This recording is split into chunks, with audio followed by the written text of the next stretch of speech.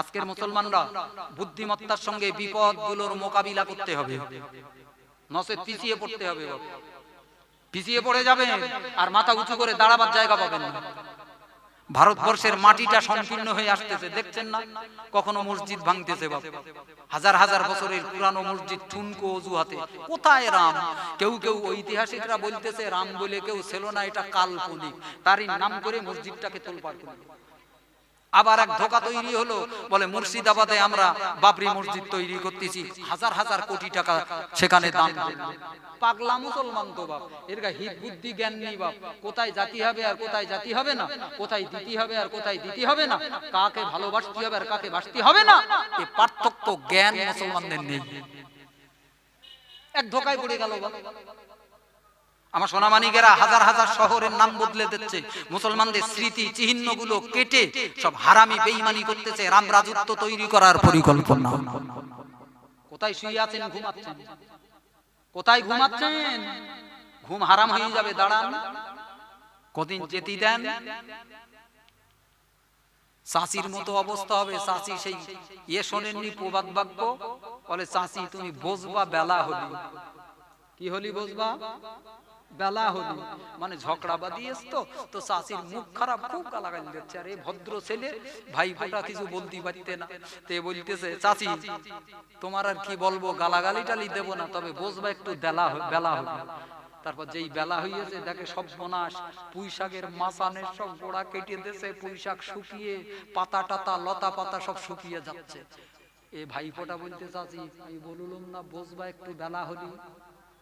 মুসলমান, তোমারও পাগল রোগ ধরেছে, তোমার শয়তানি রোগ ধরেছে তোমার। তুমি আল্লাহকে ভুলে যাচ্ছ, নবীকে ভুলে যাচ্ছ, কোরআন ছেড়ে যাচ্ছ, তুমি বেঈমানদের গোলামি করতে শিখেছো, শয়তানের লেজুর ব্যক্তি করতে শিখেছো, এখনো ফিরে এসে, নচেত বেলা গড়িয়ে যাবে আর রাস্তা পাবে না। জুলুম করবেন, নিরীহ মুসলমানদের নাগরিকত্ব কেড়ে নিয়ে বাহাদুরি করবেন। মুসলমানরা বিজেপির ভোট দেয় না, মুসলমানদের নাম কাটো। এ চালাকি কতদিন চালাবেন? এ ষড়যন্ত্র করে কতদিন বাঁচবেন? আপনার জানা নেই? আগুনে হাত দিতে যেও না। মুসলমান, কোরআন, ইসলাম আগুন, এর সঙ্গে যারাই টক্কর মেরেছে তারা শেষ হয়ে গেছে, মাটি হয়ে গেছে। ইসলামের ক্ষতি হয়ে গেছে। মুসলমানদের হয়তো একটু কষ্ট হয়েছে, কিন্তু মুসলমানদের শেষ করা যায় না। কারবালার ইতিহাস পড়ুন।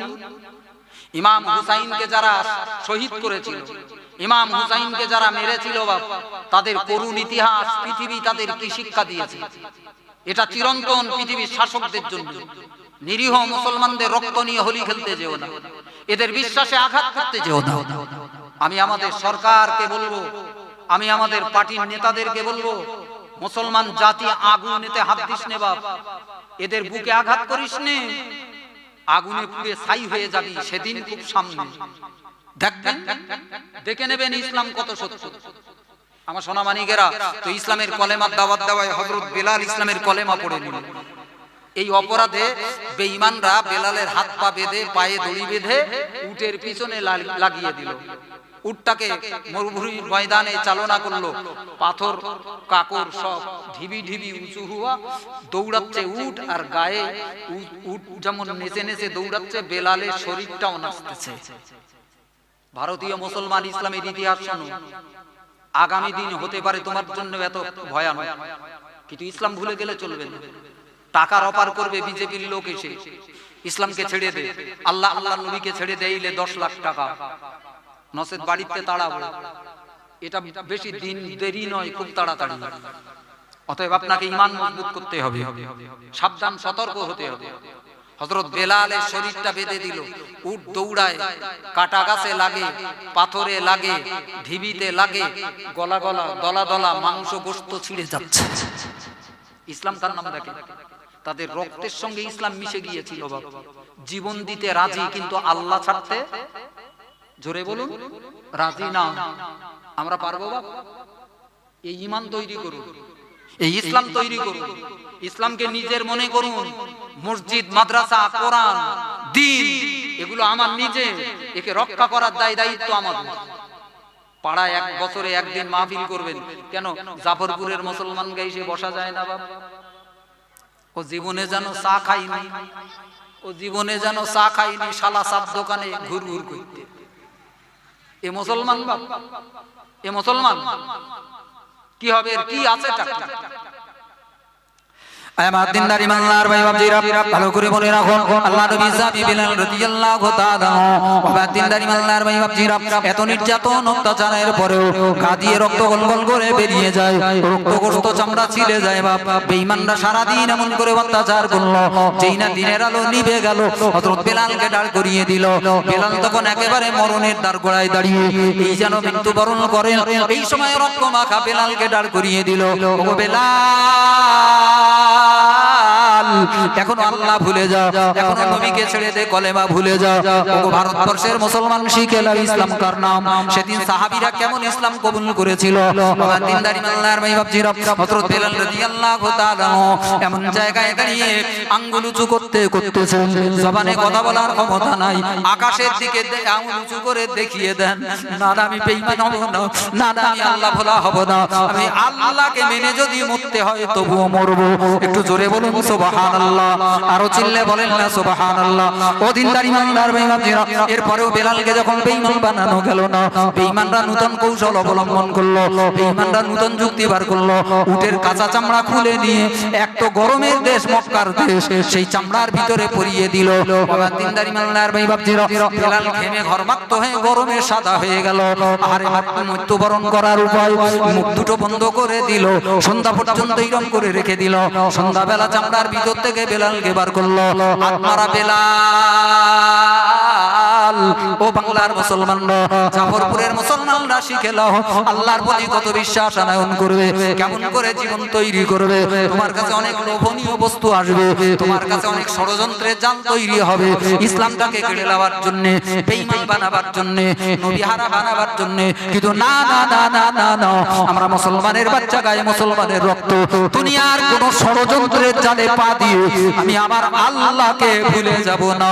একটু জোরে বলুন সুবহানাল্লাহ, আরো চিল্লে বলেন না সুবহানাল্লাহ। এমন জীবন যদি তৈরি করতে পারেন, এমন ঈমান যদি তৈরি করতে পারেন, খোদার কসম আজ আমি আপনাকে কথা দিয়ে যাই, বিজয়ের মালা আপনার গলায় পরাবে এই বেঈমানরাই হাতে করে পরাবে। আল্লাহ এদের দিয়েই আপনার গলায় মালা পরিয়ে দেবে। যদি আপনি ঈমান তৈরি করতে পারেন, এমন ঈমান যদি মজবুত করতে পারেন। আমার দিনদার ইমানদার ভাই বাপজিরা, বেলালকে সন্ধ্যাবেলা দাঁড় করিয়ে দিল। আপনারা বেলালকে ডেকে আবার বলতেছে, বেলাল এখনো বেঁচে আছিস, আল্লাহ ভুলে যা, নবী ছেড়ে দে, কলেমা ছেড়ে দে, ইসলাম ছেড়ে দে, দরকার নাই, ভালোভাবে বাঁচবি, সুন্দর বাড়ি তৈরি করে দেব, সুন্দর নারী দেব, গাড়ি দেব। বেলাল তোর জীবনে অভাব থাকবে না, আর পরের ঘরে কাজ করা লাগবে না। বেলাল ভুলে যা, ভুলে যা, ভুলে যা। ও দিনদার ইমানদার ভাই বাপজিরা, বেলাল কি ঈমান আনয়ন করলো। তুমি টাকার লোভে আজকে বেঈমান হতে যাও, তুমি নারীর লোভে আল্লাহকে ভুলে যাও, তুমি রাজনীতির ফাঁদে পা দিয়ে আজকে ইসলামকে ভুলে যাও। লজ্জা থাকা উচিত মুসলমান তোমার, ইসলামে কথা বলে না। সাহাবায়ে কেরামেরা কি জীবন তৈরি করলো। বাবা দিনদার ইমানদার ভাই বাপজিরা, বেলাল এখনো আল্লাহ আল্লাহ আল্লাহ আল্লাহ বলতেছে। একটু জোরে বলুন সুবহানাল্লাহ, আরো চিল্লে বলেন না সুবহানাল্লাহ। বেঈমানরা এখানেও যখন হেরে গেল, বাবা দিনদার ইমানদার ভাই বাপজিরা, বেলালকে যখন বেঈমান বানানো যায় না, এরপরে বেলালকে নির্যাতন অত্যাচার এমন করে হযরতে বেলালের উপরে তোররা মারতে শুরু করলো, চাবুক মারতে শুরু করলো, মাথা থেকে পা পর্যন্ত ফাটিয়ে দিল, জর্জরিত হয়ে গেল, রক্তে ভিজে গেল বেলাল। আর দাঁড়িয়ে থাকতে পারে না, লাশটা এমন করে কাঁদতে কাঁদতে জমিনে লুটিয়ে পড়লো। ও দিনদার ইমানদার ভাই বাপজিরা, বেঈমানরা ডেকে বলে, বেলাল আর মারবো না, আর মারবো না, তোর আর কষ্ট দেব না, শুধু আল্লাহকে ভুলে যা, আল্লাহকে হারিয়ে যা, আমাদের দেবদেবীকে মেনে নে, গায়রুল্লাহকে মেনে নে। আমার দিনদার ইমানদার ভাই বাপজিরা, বেলাল রাদিয়াল্লাহু তাআলা চিৎকার মেরে বলতে পারেননি, মুসলমান দেখে নাও আজ আমার জীবনের কষ্ট, আমি এই অবস্থায় মৃত্যুবরণ করব, কিন্তু আল্লাহকে ভুলে যাব না। এমন ইতিহাস আপনার ইসলামী ইতিহাসে সাহাবীদের জীবনে অসংখ্য জীবন কাহিনী আপনি দেখতে পাবেন। আজকের যুগের মুসলমান আমরা মানতে পারি না, আজ আমরা মানতে পারিনি। এই বিপদ থাকবে না বাবা, শুধু আপনি মজবুত হন, আপনি মজবুত হন ইসলামের উপরে, ফ্যামিলিটাকে মজবুত করান, আপনার ছেলে মেয়েগুলোকে মসজিদে পাঠান, ঘরের ভিতরে ইসলাম কায়েম করেন। খাওয়া থেকে, চলা থেকে, ওঠা থেকে, বসা থেকে, ব্যবসা থেকে, কারবার থেকে গোটা ইসলামের রঙে রঙান। সাহায্য দেখবেন আকাশ ফেটে, আল্লাহ সাহায্য আপনার মাথায় নাই। এটা অলিক কাহিনী, এটা অলিক ঘটনা না বাপ। ফিরে আসেন ইসলামের দিকে। জাফরপুরের মুসলমানদেরকে বলবো বাপ, এজন্য আজকের যে বিপদ মুসলমানদের মাথায় ঘনীভূত হয়েছে, হাজার রকম বেঈমানি প্রোপাগান্ডা চলতেছে মুসলমানদের ফাঁসাবার জন্য। গরুর মাথা মন্দিরে দেখা যাচ্ছে, এই ভালো করে শুনুন, বাজে কথা বলবো না, জোর গলায় বলি, এতদিন আমরা বলতাম না, কিন্তু আর বন্ধ করে থাকা যাবে না বাপ। এখনকার ওয়াজ নসিহতের মাহফিলটাকে একটু পাল্টাতে হবে। অনেকদিন দরুদের কাহিনী, পীর বুজুর্গের ফজিলত, আল্লাহর ওলিদের কারামত, এই সব ওয়াজ করে চালিয়েছে মৌলবীরা। আজকে ওয়াজ পাল্টান। আজকে যুগ সন্ধিক্ষণে কোনটা মুসলমানদের জরুরি দরকার, আলেমরা বলবে না তো বলবে কে? আপনি আপনার জাতিটাকে শেখাবেন না তো কে শেখাবে? ব্যবসাদারি বন্ধ করুন। ওজের নামে অনেকদিন মোটা টাকা কামাই করে বেরিয়েছেন, বিরাট বাড়ি গাড়ি তৈরি করেছেন, আর না, জাতিটা শেষ হয়ে যাচ্ছে। একটু তাকান, আপনি না নবীর ওয়ারিস? ভাওতা দেওয়ার দিন শেষ, ভনিতা করবেন না। এই বিপদের মুহূর্তে জাতিটাকে বাঁচান। ভোর দুর্দিনে মুসলমানদের বাঁচাবার রাস্তা দেখিয়েছে পৃথিবীর হক আলেমেরা। জোরে বলুন, আরো জোরে বলুন, পৃথিবীর হক আলেমেরা। আপনি যদি হক হন, আপনি যদি আল্লাহ আল্লাহ রাসূলকে ভালোবাসেন, এই বিপদের দিনে নিজের ক্ষতি হয় হোক, জাতির পাশে দাঁড়ান। মুসলমানদেরকে বাঁচার রাস্তা তৈরি করুন, তবেই আপনি আলেমের মর্যাদা লাভ করতে পারবেন। ধোঁকাবাজি আলেমরা, যুগে যুগে আলেমরা দুটো ভাগে ভাগ হয়ে গেছে। একদল শুধু মাল কামিয়েছে, মাল কামিয়েছে। কোন জায়গায় গেলি টাকা আসবে, কোন জায়গায় গেলি চেয়ার আসবে, এ দালালি করে বেরিয়েছে যুগে যুগে আলেমেরা। একটা সাইড, একটা দল। কিন্তু একদল ফকির, তাদের বাড়ি গাড়ি হয়নি বাপ, ছেঁড়া ফাটা জামা, তালিমারা জামা, কিন্তু জাতির পাশে দাঁড়িয়েছে, কোরআন আর হাদিসের উপরে দাঁড়িয়ে জাতিটাকে সাবধান করে বেরিয়েছে। জোরে বলুন। বসিরহাটের বড় মাওলানা আল্লামা রুহুল আমিন রহমাতুল্লাহ আলাইহি, আমরা চোখে দেখতে পাইনি বাপ, আমার আব্বাজানের মুখে শোনা প্রবীণ আলেম, ভবানীপুরের হযরত মাওলানা মোহাম্মদ আলী রহমাতুল্লাহ আলাইহি, আমার আব্বাজান, তার মুখে শোনা আমি হুজুরকে দেখেছি। আজকের আলেম ওলামা পিজ্জাদাদের দেখি আর আফসোস হয়, বসিরহাট হুজুর কি মানুষ ছিলেন, এত দরজার এলেন, এত বড় আল্লাহর ওলি, দেখলি বোঝা যাবে না বাপ। চেহারায় কোনো লাবণ্যতা নেই, জামা কাপড়ে কোনো জৌলুস নেই, টুপিতে কোনো জৌলুস নেই বাপ, একেবারে ফকির তুল্য। সুবহানাল্লাহ, চোখে পানি আসে বাপ। কারা ছিল জাতির রাহবার, কারা ছিল মুসলমানদের পথ দেখানেওয়ালা? আজ আমরা কোথায় আর তারা কোথায়? আমরা কি আর তারা কি? আমরা শুধু মাল টানা, তারা ছিল মাওলানা। জোরে বলুন, আরো জোরে বলুন। আমার সোনামানিকেরা, সোনাচ্চাঁদ ভাই বাবজিরা, আজ নামকে অস্তে পীরেদের নাম নিয়েও ব্যবসা চলতেছে, পীরেদের নাম নিয়েও ব্যবসা চলতেছে। বসিরহাটের বড় মাওলানা তালিমারা জামা গায়ে দিতেন বাপ, ছেঁড়া কোড়া, কাঁচা হয় না, কতদিন পরিষ্কার হয় না, দেশে দেশে ফকিরের মতো ঘুরতেছে বাপ। টুপিটা কালো হয়ে গেছে, জামাটা কালো হয়ে গেছে, বারবার এই জামাটা পিছন, স্ত্রী তো দূরে থাকে, স্ত্রী করা, আমরা যেমন স্ত্রী ছাড়া জামা গায়ে দেই না বাপ। আরে বাপ পুরে ভালো দেখাবে, ওয়াজ করতে যাচ্ছি, আমি হুজুর না?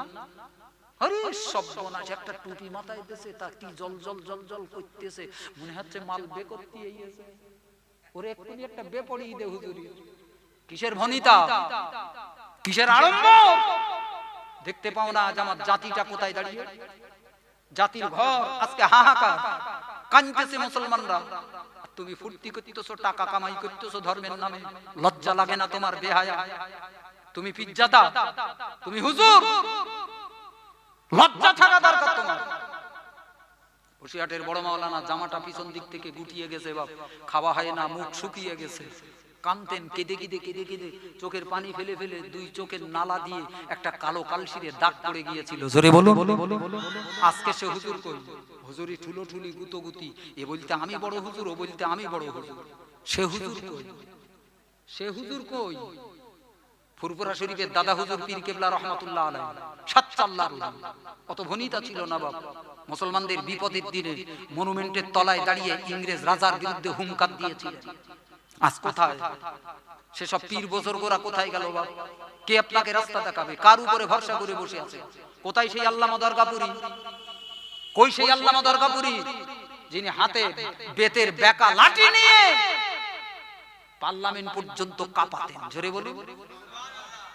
মুসলমানদেরকে মারবে। আমিনিয়া মাদ্রাসার এখানে রাইট হলো 17, 18, 19 ফাল্গুন সালে সব সরকার বন্ধ করলো, পুলিশ প্রশাসন এসে ঘিরে নিল, জলসা করা যাবে না। হুজুর আগে থাকতে বুঝতে পেরে চলে গেলে সোনামানিকেরা, সে আলেম কই যিনি সমাজের জন্য রক্ত দেবেন, সমাজের জন্য মেহনত করবেন? মুখ বাজারি, আজকে আলেমদের শুধু মুখ বাজারি, জানে এরা মুখ বাজারি করে দুনিয়ায় বেঁচে যাবে। আল্লাহ হেফাজত করেন, জোরে বলেন আল্লাহুম্মা আমিন, আরো জোরে বলেন আল্লাহুম্মা আমিন। আমার সোনামানিকেরা, সোনাচ্চাঁদ ভাই বাপজিরা, আমি শুধু আপনাদের পায়ে ধরে বলবো, বাপ, এই বিপদের দিনে আল্লাহ ছাড়া আমার আপনার উপায় নেই, আল্লাহ ছাড়া বাঁচার রাস্তা নেই। গোনাটা বন্ধ করুন, অন্যায় করা বন্ধ করুন, একটু সেজদা দে, একটু মাথা নত কর আল্লাহর কাছে। আল্লাহ, অনেক গুনাহ করেছি, পাপ করেছি। আল্লাহ, ভারতীয় মুসলমানরা যখনই দোয়া করবেন, ভারতবর্ষের মুসলমানদের জন্য দোয়া করবেন। আল্লাহ, মুসলমানদের বিপদ থেকে হেফাজত করো, জালেমগুলোকে তুমি ধ্বংস করে দাও। আল্লাহ, আল্লাহ, এরা ইসলামটাকে নষ্ট করতে চাচ্ছে, পারেন না দোয়া করতে। আল্লাহ আমাদের তৌফিক দান করেন। তো যে কথাটা আমি আপনাকে বলছিলাম, বাপ, সাহাবায়ে কেরামেরা কি রক্ত দিয়েছেন, কি জান দিয়েছেন, মাল দিয়েছেন। টাকার দিকে তাকান না, বাচ্চা কি খাবে, বউ কি খাবে, ঘরটা কি করে করব, ইসলামের প্রয়োজন পড়েছে, দিল উজাড় করে দিয়ে দিয়েছেন। জোরে বলুন, আরো জোরে বলুন। কোরআন শরীফে আয়াতটা যখন নাজিল হলো, লান তানালুল বিররা হাত্তা তুনফিকু মিম্মা তুহিব্বুন, বান্দা, আমি আল্লাহ সব দেখতে পাই। বান্দা, তোমার প্রাণে যে বস্তুটা সবথেকে প্রিয়, সেটা আমি আল্লাহ আমার রাস্তায় দান করো। আজকের মুসলমান, আল্লাহ সাহায্য চাচ্ছ, মসজিদে গেছে চাচা নামাজ পড়তে, পকেটে করে লিখেছে 10 টাকার নোট, সকালবেলা চার দোকানে দিল, ছেড়া বলি চাওয়ালা লেইনি, দোকানদাররা কেউ লেইনি, চাচা ওই 10 টাকা পকেটে করলে গেছে, খোদারে দেবে, মসজিদই দেবে। আর চালাকি কতদিন করবে? গোল 1 টাকা চলে না, ফকির লেয় না, চাচা সেই পয়সাটা পকেট করলে খোদার ঘর মসজিদই দিচ্ছে। মুসলমানরা, মন পরিবর্তন করো, মানসিকতা বদলাও, যদি আল্লাহকে খুশি করতে চাও। আমার দিনদারি মাল্লার ভাই বাপজিরা, ভালো করে মনে রাখুন, প্রিয় নবী রাসূলুল্লাহ সাল্লাল্লাহু আলাইহি ওয়াসাল্লামের কাছে এই আয়াত অবতীর্ণ হয়ে গেল, আয়াত নাযিল হয়ে গেল। আল্লাহ পাক জানিয়ে দিলেন, নবী হে, আমার বন্ধু হাবিবুল্লাহ রাসূলুল্লাহ, আপনি সাহাবীদেরকে বলে দেন, সাহাবীদের মনে যে জিনিসটা সবথেকে প্রিয়, ওটাই যেন আমি আল্লাহ আমার রাস্তায় দান করে। আমার দিনদারি মাল্লার ভাই বাপজিরা, হাদিস পাকে লেখা রয়েছে, এই আয়াত মসজিদে নববীতে যেই না রাসূলুল্লাহ সাহাবীদেরকে শোনাচ্ছিলেন, সাহাবীদের ভিতর থেকে আবু তালহা নামক সাহাবীটা উঠে দাঁড়িয়ে পড়লেন। ও দিনদারি মানদার ভাই বাপজিরা, মানসিকতা কালাম একবার লক্ষ্য করুন, আল্লাহর হুকুমটাকে মেনে নেওয়ার মন দেখুন। আমার আল্লাহ বলে দিয়েছেন, এখানে আর কোনো কথা নয়। বিবির চিন্তা করলো না, বাচ্চার চিন্তা করলো না, ঘরের চিন্তা করলো না, আল্লাহ চেয়েছেন। আজকের পৃথিবীর মুসলমানরা বুকে সাহস নিয়ে বলতে পারবেন, আল্লাহ, তুমি যদি চাও ইসলামের জন্য আমি রক্ত দিতে রাজি। সাহাবীরা যেমন যুদ্ধের ময়দানে লড়াই করে শাহাদাতের মৃত্যুবরণ করেছিলেন, আমি সলিমুদ্দিন, কলিমুদ্দিন, সাত্তার, জাব্বার, আজও যদি প্রয়োজন হয় ভারতের মাটিতে লড়াই করে জীবন দেব, রক্ত দেব, আমার রক্তে লিখে দেব আমি আল্লাহকে ভালোবাসি। এই মানসিকতা তৈরি করুন। কোন ব্যাঙের মতো মুসলমান সেজে লাভ নেই। ইসলাম যা চায় তা আপনাকে দিতে হবে। টাকা লাগে টাকা দেব, পয়সা লাগে পয়সা দেব, রক্ত লাগে রক্ত দেব, তবেই তো আপনি জান্নাতি। আল্লাহ বললেন, ইন্নাল্লাহ আশতারা মিনাল মুমিনিনা আনফুসাহুম ওয়া আমওয়ালাহুম বিআন্না লাহুমুল জান্নাহ। আমরা জিকির করে জান্নাত খুঁজ দিছি, করুন, ফাঁক টাইমে জিকির করুন, নামাজ পড়ুন, ইবাদত করুন, তাসবিহ পড়ুন, কিন্তু শুধু এর ভিতরে জান্নাত না। জান্নাত কোথায়? তরবারি, যুদ্ধের ময়দানে তরবারির নিচে। নবী বলতেছে, বেঈমানদের সঙ্গে লড়াই কর, যা প্রয়োজন এসেছে, এখন যুদ্ধ করার, তুই আমার তাসবিহ পড়তি কেন?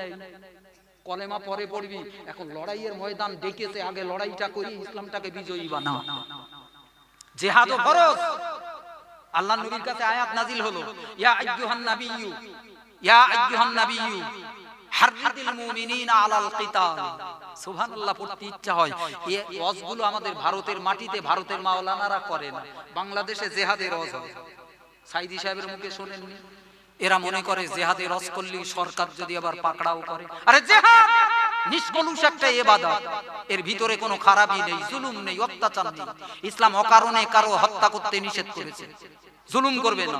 তবে প্রয়োজন যদি পড়ে, সে যদি ইসলামের দুশমন হয়, আল্লাহর দুশমন হয়, দ্বীনের শত্রু হয়, সে যদি মুসলমানদেরকে জুলুম নির্যাতন করে, যাও তার বিরুদ্ধে লড়াই করো।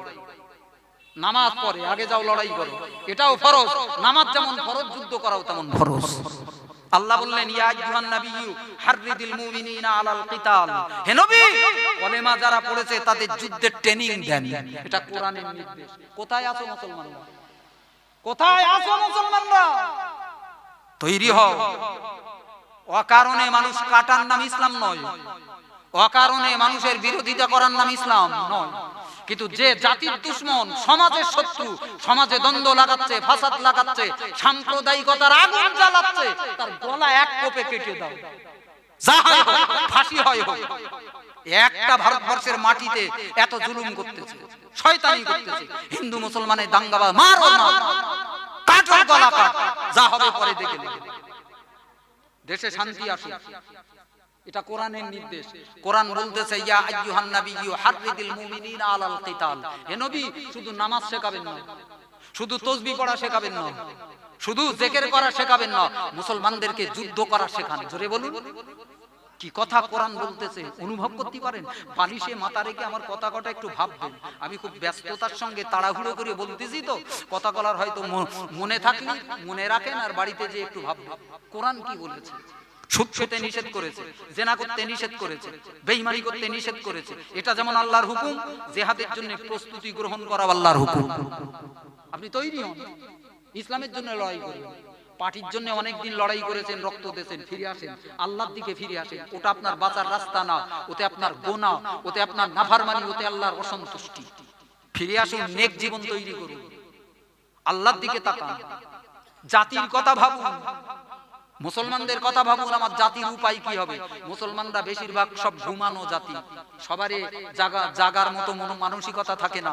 সমাজে যদি 500 মুসলমান বাস করে, আল্লাহ হয়তো একটা যুবক, একটা মুসলমান, একজনের ভিতরে এই প্রেরণা জাগায়, জাতিটাকে বাঁচাও, জাতিটাকে বাঁচাও। 1000 মানুষের চেষ্টা লাগে না, এই এক মানুষের চেষ্টা, একটা জাতি, ঘুমন্ত জাতি মাথা তুলে সিংহের মতো দাঁড়ায়। জোরে বলুন, আরো জোরে বলুন। আর এই মুজাহিদটার দরজা কত জানেন? আল্লাহর ওলিদের চাইতে বড় দরজা। নবী আর ওলি মাঝখানে শহীদ, শহীদদের মরণ হয় না। জোরে বলুন।